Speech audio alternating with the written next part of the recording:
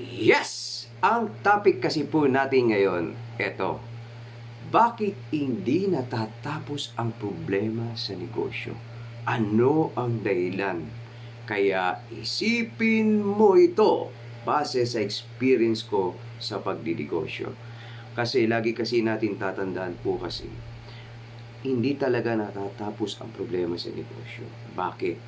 Kasi ang negosyo, habang lumalaki yan, nagkakaroon talaga ng maraming problema. Sa problema na yun, kapag nasusolusyon mo ang bawat problema ng negosyo mo, doon lang siya lumalaki at tumatatag. Kapag ang problema ng negosyo mo hindi mo sinusolusyonan, lalo naman ito lumiliit. Yun ang dalawang klaseng problema. Kapag sinulusyonan mo ang problema, ito maaari itong lumaki. Kapag ang negosyo hindi mo na solusyonan ang problema, ito naman ang liliit hanggang sa mawala ito. Yun talaga ang dahilan kaya nagkakaroon ng marami ang problema ang negosyo.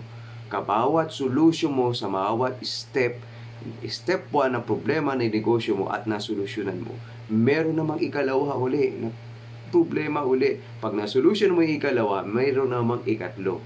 More and more bawat solution natin sa problema sa negosyo, ito ang tunay na nagpo-progress ang negosyo mo kung kaya mong solusyonan.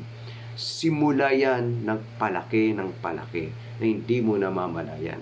Ito naman, kapag hindi mo na solusyonan ang problema mo sa negosyo, ito naman ang liliit at liliit hanggang sa umayaw ka na.